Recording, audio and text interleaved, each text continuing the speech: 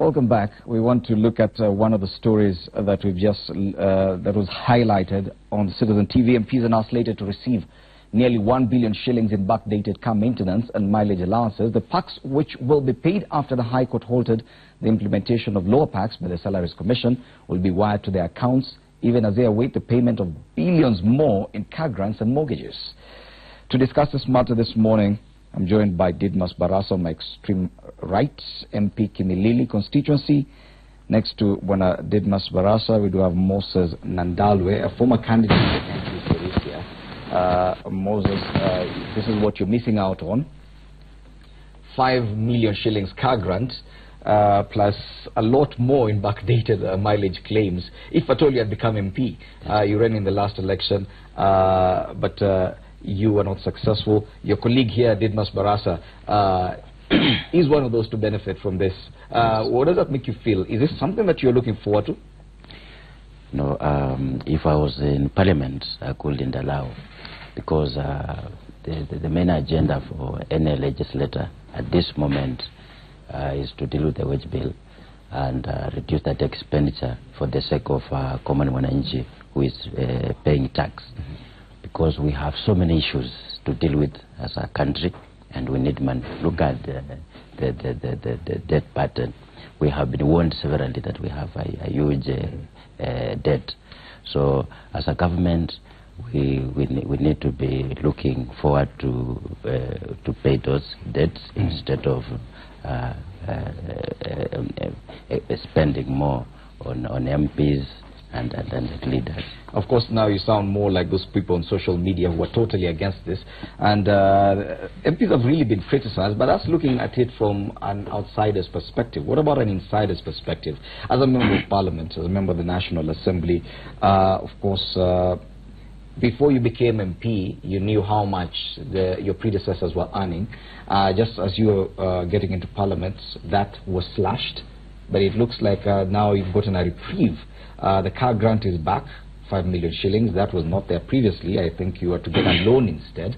And now, even the mileage claims that had been suspended, you're going to be paid, and that will be backdated from when you were sworn in as a member of Parliament. You've seen the kind of criticism on social media, the kind of bile that Kenyans have against members of Parliament. How does that make you feel? I think we have a lot of misconception, specifically with regard to mileage. Every Kenyans and even the journalists are aware that that matter was arrived at when the court issued an order to stay the Sarasara MCAs notice. But you realize that you cannot apply the court order retrogressive. So those who are saying that the mileage payments are going to be backdated, I think that is not true. The mileage, I think, it begins from the 15th of December. Not that they are going to from the date that members of Parliament were sworn in. While we members of Parliament... But at least it will be backdated for 1 month. So it has been calculated at least from December, not from today. Yes, yeah. But I think the ruling of the matter is coming up maybe next week. And we as members of Parliament, as much as we support, the reduction of wage bill, but that has to be done in accordance with the law.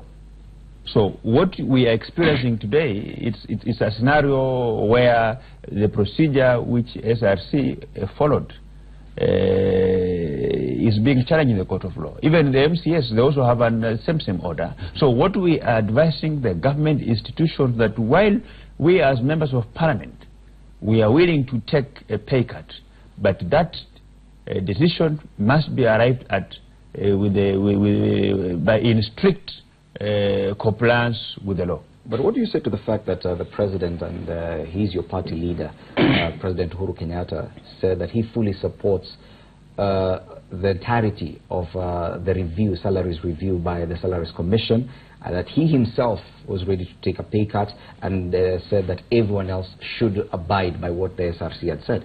Yes, we had goodwill to take pay cuts, but the manner which SRC executed that pay cut deal was, was not in accordance with the law. Do you feel the same across board, that even the president's salaries cut was not done according to the law? Because the president said he fully supports whatever the SRC has done in terms of reviewing salaries for all public officers.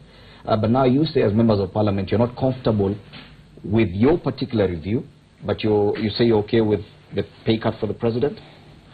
Like I've said, and I want to repeat in very, very clear terms, that Kenyans are the same, whether you are a member of parliament, where you are a judicial officer, you are all the same, and you should be subjected to the same process.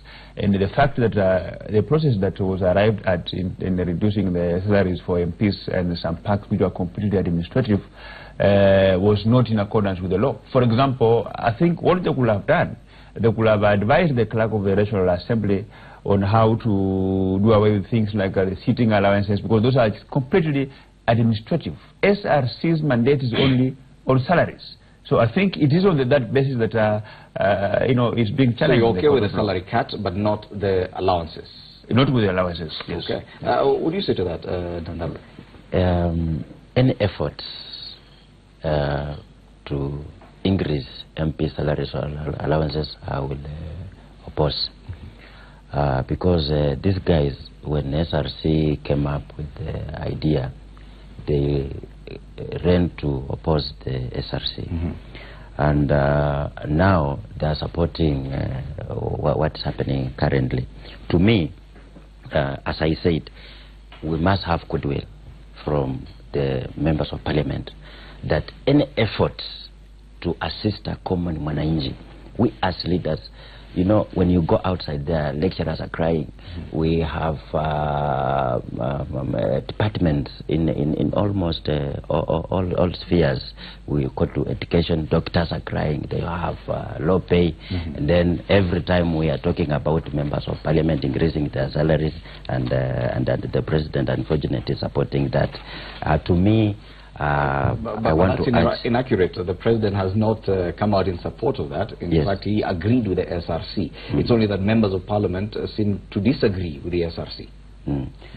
You know, if the president today tells the parliament that let's not support this, I think the parliament will not really, especially the side of Jubilee, let's say led by Honorable Dimas Barasa, if today the president stand, maybe calls for a meeting in a State House or whatever, then tells these guys that I am not in support of this, please don't insist. Then MPs will not go ahead and oppose it's not up to the president this time round. He has nothing to do with this. No, but he has influence. He has influence. Remember the other bills. You remember the other day when Qatar was elected member, the chairman of Labour Committee.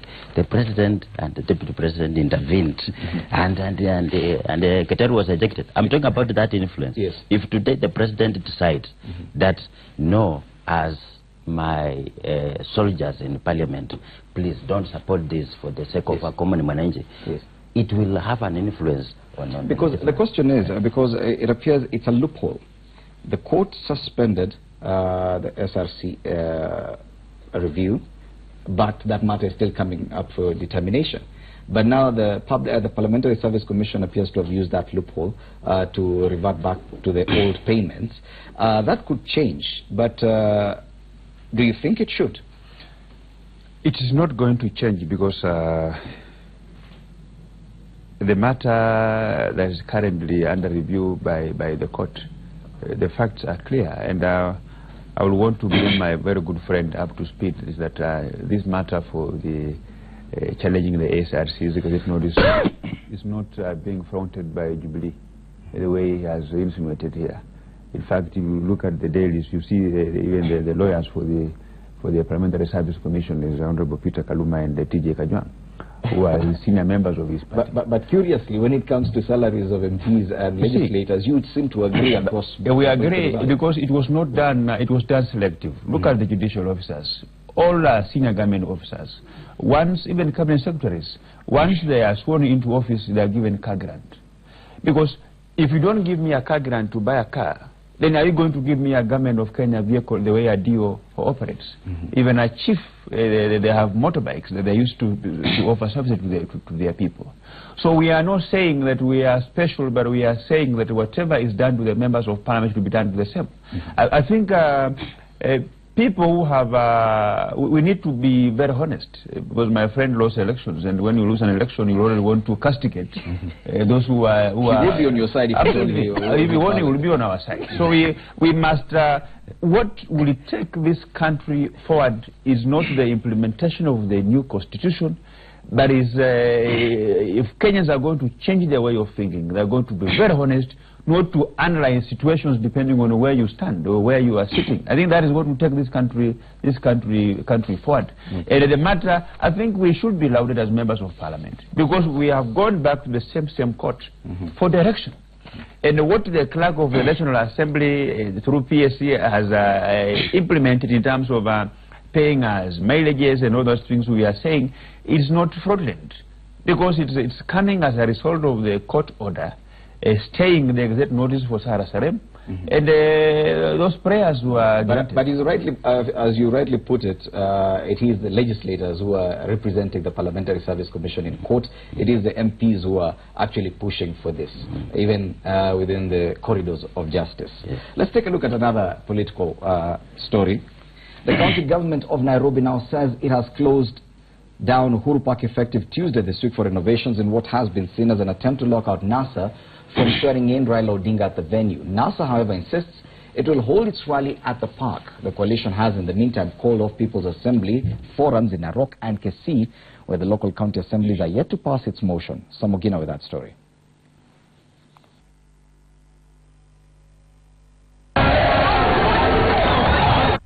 It was a false start to the week for the opposition with only 6 days to the much-hyped, controversial swearing-in ceremony. NASA forced to cancel its Suswa rally in Narok County following failure by the county assembly to approve the People's Assembly motion. A decision that has compelled the opposition to the drawing board, rescheduling its regional forum in Kisii as well, as the county is yet to rubber stamp the motion. The motion has, however, received backing from the neighboring Nyamira County. NASA has nonetheless moved its Migori forum to Homa Bay on Saturday. This as a lobby group named Bunge la Wananchi has moved to the corridors of justice to stop the planned oathing ceremony. The group claims proceeding with the exercise will expose the country to unwarranted security risks, both internally and externally, as it may lead to civil disobedience. The matter awaits the court to locate a hearing date. Meanwhile, the opposition insists the exercise will go ahead as planned at Uhuru Park. This despite the city county closing down the facility for renovation. The venue is Uhuru Park. Right now the venue is Uhuru Park. If there is any other venue, we'll announce. We are not worried. We are not worried. The venue is Uhuru Park and it will take place. Whether Uhuru Park is opened or closed, we are going to swear in Raila Amolo Odinga. The opposition has also threatened to petition continental bodies over the deaths of their supporters. NASA saying it will use the affidavits by MPs to lodge the petition, claiming 127 out of the 154 opposition MPs have signed the affidavits. We are going to process and file a petition before the United Nations Security Council using the affidavits. We are going also to file a petition to the African Union Assembly, European Union. We are also going to ask the ICC to start investigating over the profiling and killing of NASA supporters. Likewise, NASA has added Hako Industries to the list of their boycott companies. NRM ladies, and we have only beautiful ladies in NRM, as you can see around me, are not going to use Amara glycerin. This we are resisting. This taking the number of companies on the opposition's radar to 4, with Safaricom, Bidco and Brookside. Parts of that story have also been covered in the dailies today, especially to do with the Uhuru Park being declared out of bounds for all parties. Sonko announced a tussle over use of Uhuru Park. That's a headline on the page 4 of the Daily Nation. Nairobi Governor Mike Sonko has said that no group will be allowed access to Uhuru Park until the ongoing renovations at the facility are complete. NASA CEO Norman Magaya, meanwhile, links the closure of Uhuru Park to Jubilee, which he blames for piling pressure on Nairobi Governor Mike Sonko to act. On page 5 of the Standard, confrontation brewing over venue of Raila swearing in. This is also one of those stories that has generated quite some reaction on social media. Uhuru Park is the second top trend currently on Twitter, just below Jamhuri High School. Willis, what are people saying? Actually, it has just shot up to number 1 just a few ago, because now we have about, in total, active tweets without retweets and people talking about it, 7,660 people tweeting about that. And remember, that statistics means that it's not exactly the number of people like in a group, but that is what is going out, went out at one time, and it was captured by the Twitter algorithm. So this is what we have right here. People saying, we have Muno Mwas saying the medical camp is a scam. Apparently, even passing near Uhuru Park, you will be treated as a patient, given a minor operation. It shall be administered without further consultation. Nando the Ice Akor Nandwal, just 2 minutes ago, says that notice of closure of Uhuru Park is given to the general public. However, we the NASAs are a special public, and we must swear in Raila Odinga. It's countdown to Canada season. Few days to go. Raila swearing in, and he tags other people as well. Again, remember, these are their words, not ours. Somebody says the sewage governor, Mike Sonko, the train has left the station. No stopping or turning back. We are going to swear in the people's president. That is Raila Odinga to Uhuru Park. We move on to David Mwangi. Says he talks about one of the stories we've also been highlighting. Fred says MPs to collect backdated pay worth billions on Friday and also be paid mortgages of 2,700 million in mileage allowances. And he says that the poor masses are still bewitched by Raila and Uhuru's battle and Uhuru Park swearing in. So basically what he's trying to say is that you know, even as they're talking about Uhuru Park, there are bigger you know, things happening. That is according to him. Kenya News or News for Kenya seems to think that Governor Mike Sonko and NASA, they are still tussling over Uhuru Park, and they say the county has closed it for renovations. That's on commenting on what the topic was, rather the press conference there led by Miguna. As we move on, so different dailies have also covered it, been tweeting about it. And then Engineer Otino Ogalo says, I have already obeyed. He's waiting to fly to JKA and march to Uhuru Park again. And then Wakarero says, NASA dares state to stop Raila's oath. Uhuru Park has been closed for facelift, but the opposition won't change the venue. And then, of course, our own stations have also been covering that as well. And just a last one here, because like I told you, Fred, guys are still tweeting about it, and I'll have this one. I'll read it from my phone here. Milan Ouma at Milan Ouma says, maybe Raila then should say he'll be sworn in at Kenyatta Hospital. That way, it will also be renovated. Over to you, Fred. There are some jokes going around that if you need any of your facility to be renovated, you just joke that that would be the venue for the NASA swearing in, and the county will move in and renovate it. But that's a joke, not me. That's what social media, KOT, are saying. I'm still here with Moses Nandalwe, former candidate for Sirisia constituency on an ODM ticket, and Didmas Barasa, Jubilee MP Kimilili constituency. Is this necessary? Is this really necessary what the county government of Nairobi is doing in declaring Uhuru Park out of bounds at this point in time?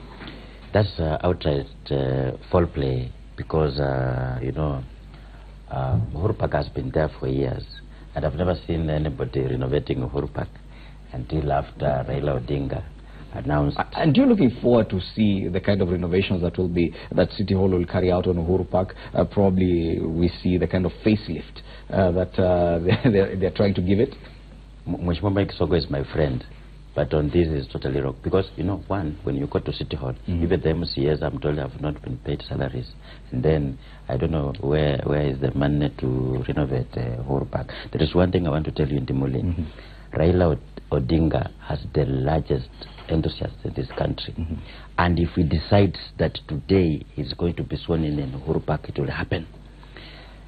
You remember when he was coming back from the United States, Raila Odinga said that he's going to hold a rally, and they barricaded all the road from JKA to Uhuru Park. But finally, he managed to hold a rally. So Raila Odinga is not a leader in this country that the people the caliber of Honorable Mike Sonko can stop. You cannot stop Raila Odinga. If he says we are going to Uhuru Park, we are going to rally our supporters to Uhuru Park, and Raila Odinga is going to be sworn in without any doubt. Honorable Barasa, the NASA CEO Norman Magai links the closure of Uhuru Park to Jubilee, says the party has put pressure on Governor Mike Sonko to declare Uhuru Park out of bounds. Do you agree?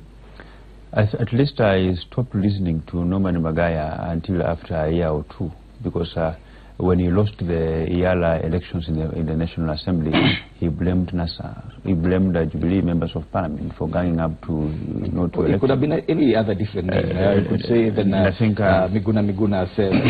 I think what we need to look at is that I'm not quick to say Sonko is wrong, or NASA is wrong, or Jubilee is wrong in terms of making Uhuru Park not available. I think we have procedures on where if we want to hold a meeting at Uhuru Park, so we need to really to go down deeper into looking at those kind of nitty-gritties. And just to comment something about the same swearing, of Raila Odinga, and what my just good friend has just said here. The people who are misleading leaders in this country are what I can call jesters in the royal cry. People who usually fight for recognition from the party supremo, who are quick even to urge them to move on. So if you are going to say that Raila Odinga, if you want to be sworn in, you can't stop him, I mean, what kind of statement is that? In terms of, we have laws, this country we have to follow. There is nobody who is above the law. Even the president himself, he must be guided by the constitutionalism in terms of what he wants to do. And read the constitution in Dimuli. The constitution is clear when it comes to Article 1.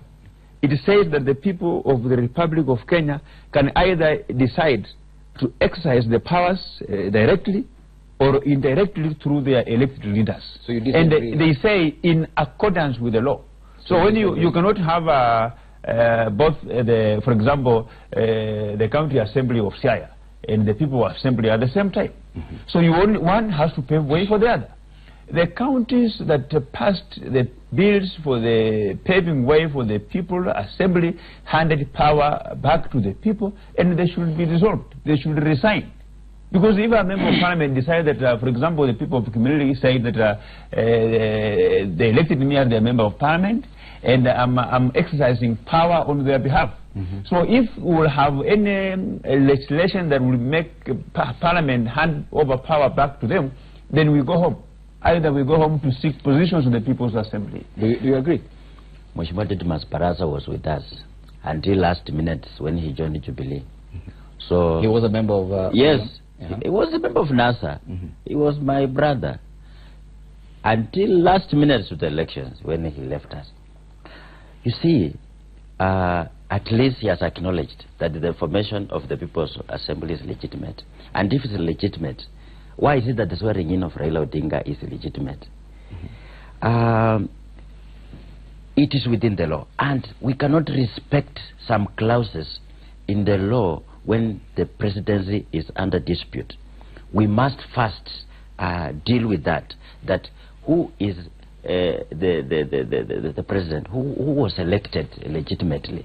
First, when we solve that question, then we come down now to respect the law. But if the presidency itself flouted the law, then you want a common man to respect. If a member of parliament today flouts the same clauses of the written law, and then today you want to force a common man to respect. No. If you go to Kisumu today, or if you go to Bungoma, where I was born, the majority recognizes Raila Odinga as the legitimate president of this country. And if Raila Odinga is not using a backdoor, he has allowed the people to support him. And that's why you find that so many county assemblies passed the law to rubber stamp any county that legitimized the People's Assembly. In one way, they rubber stamp that Raila Odinga is the president of this country. One of those counties has actually disowned that. A section of Mandera leaders have disputed the Attorney General's allegation that the county assembly has formed a People's Assembly. Members of the Mandera County, I'm reading from page 5 of the Standard, have termed the claims by the AG as malicious, This is the County Assembly Speaker Mohammed Aden Khalif says the House could not have discussed and passed the motion on the People's Assembly on December 9th, 2017, as alleged, since the MCAs had gone on recess 2 days ago. Barasa, you wanted to react to something? I think as Kenyans, we need to focus on the good things that are happening in this country and bring back the country into the development lane. We must heal the country from the electrifying political period that we went through. And I'm happy that today, very many Kenyans students are now getting, we have at least over 95% transition from primary to secondary school. The government has implemented its free secondary policy, which is a good thing. And I think that is an area where we need to focus on. That's what focusing on this and things like this, criminalities like NASA, swearing in, I don't know who and who, is just going to paint this country as a bad country in the eyes of other communities. We are willing to move forward as a country. There are good things that are happening now. The president is assembling his men and women to drive his agenda forward. We as members of parliament, we have constituted our committees. Now we are doing inductions in readiness to offer our legislative role in the National Assembly. Let's take a look at one more political headline. A group of NASA and Jubilee MCAs have come to the defense of Nairobi Senator Johnson Sakaja over claims that he is an opposition sympathizer. The MCAs spoke a day after two MPs accused Sakaja of being a NASA mole for securing the release of Embakasi East MP Babu Owino from police custody. Makori Ongechi reports. We are here with Moses Kuria because he also does... On Tuesday, Gatundu South MP Moses Kuria and his Kikuyu counterpart Kimani Ichung'wah condemned Nairobi Senator Johnson Sakaja for bailing out Embakasi East MP Babu Owino from police custody. A section of MCAs from Nairobi County have come to the defense of the senator. Addressing hundreds of youth outside City Hall, the MCAs drawn from both NASA and Jubilee parties accused Kuria and Ichung'wah of engaging in retrogressive tribal politics. Senator wa Nairobi alikuwa anasaidia mjumbe wa Nairobi, sio mjumbe kutoka jijini huko ama huko bara. Sisi hatutaki ukabila, tunataka kufanya kazi ndani ya Nairobi. Kwa hivyo mambo ya Sakaja tafadhali wakome kabisa. We thought we want to bring this country together and you're supposed to be brother's keeper. But if at all one of the legislature can speak evil of Sakaja, who is our senator, because he has tried to save an innocent person who was being molested, who was being frustrated, who is being put into jail without a reason, it is very wrong. Hundreds of Sakaja supporters assembled at Uhuru Park before marching to the Nairobi County Assembly as they chanted pro-Sakaja slogans. They also defended the senator against claims that he was a NASA sympathizer.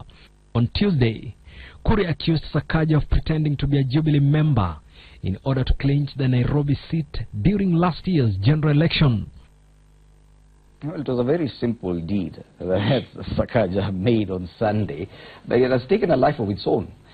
Just looking at the kind of reaction this is generating from even members of the National Assembly, Dimas Barasa, what does that make you feel? Do you think it's justified, even the kind of reaction you're seeing from your colleagues, Kimani Ichung'wah, Moses Kuria, attacking Senator Sakaja for that deed? I think what Kenyans should know is that when the yokes of brotherhood and patriotism are activated, all the bonds of tribal and parties are dissolved. And I think what Sakaja did, I support it. I will do exactly the same. Found yourself in such kind of a scenario. The fact that we have political differences, that doesn't mean that we leave our humanity, our patriotism back at home when we are coming to the city. So I think knowing Moses Kuria and being my friend, I know at times he sits with the wazes and he enjoys a drink. So I'm not sure whether that time they just held a meeting with the wazes and having his drink or not. Maybe so when I meet him, I will ask him to see whether he was in his right senses or there is something that was wrong. Moses, what do you have to say to that? You see, Honorable Johnson Sakaja was a former student leader like myself. If you know Sakaja, you can't compare him with another clown shouting. Sakaja went to release Babu Owino. And Babu Owino is the MP for Embakasi. That is Nairobi. Sakaja is the senator for Nairobi. And you see sometimes, you know, when there is injustice, for example, in Bungoma, when something happens to my brother Didmas, he's in Jubilee MCAs, but I will come to his rescue, same to him. So there are times where we forget about party politics, and then we work as a team. So Sakaja, to me, did the best thing, and I congratulate him. But there seems to be some underlying issue that is coming out, that there seems to be some rivalry between legislators from Nairobi and probably those from Kiambu, because some of these legislators from Kiambu tend to meddle in Nairobi politics, and they've been told off time and again, including by the senator himself, saying that Nairobi issues will be handled by Nairobi politicians. Yes. You stay away. Do you think that is contributing to this kind of tough wars that are now coming out? Moses Kuria accusing Senator Sakaja of being a NASA mole within Jubilee. To me, that was very retrogressive, and I condemn it in the strongest terms possible. And you see, when Moses Kuria was talking, Moses Kuria is very tribal, and now he is looking at Sakaja as maybe a Luya or a Kalenjin defending Babu Owino, who is Luo. That one is that one must be condemned. Yes. In the strongest city politics. How much of that do you think is playing out, given what is going on in Nairobi? We've seen the fact that even when news reports indicated that Moses Kuria and Senator Sakaja were working together to try and pacify what was wrong within City Hall, Senator Sakaja said, no, Nairobi leaders will handle what is going on in Nairobi, let Moses Kuria handle Kiambu politics. Do you think that is contributing? I wouldn't read too much into personal statements that are being made by individual members of parliament that maybe makes some people think that we have a bad blood between the MPs from Nairobi, leaders from Nairobi and those from Kiambu. But I would say that we are setting a very bad precedent as political leaders, because quite often the action of a member of parliament is dictated by the type of support base you have in your constituency. And therefore, when you speak, you are speaking on behalf of the people who elected you. When you do something, you are doing it on behalf of the people who elected you. So if I would do something in the interest of people of community, that can be totally different from what the people of Gatundu however offensive that may be to the others. We want. And we should stop from branding our friends traitors, rebels, depending on their actions. I mean, some of these things are done in the interest of the people that we lead. I will give you an example of during the 11th Parliament, when the government was tabled and they were discussing the so-called draconian security bills. The Honorable Eden Dwale was the leader of majority, resisted those bills, apparently because they were putting his community, some member of his community, like they were terrorists, they were second-class citizens.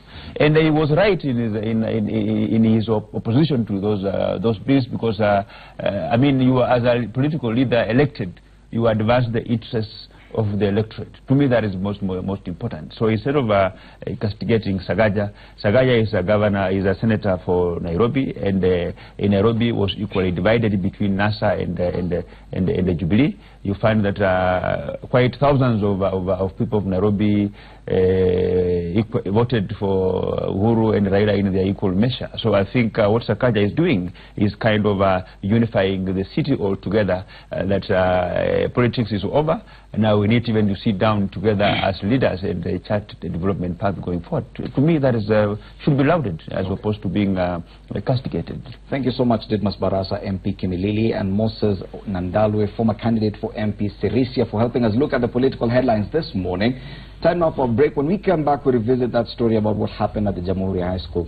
Take a look at the concerns raised over student safety. That when Power Breakfast returns.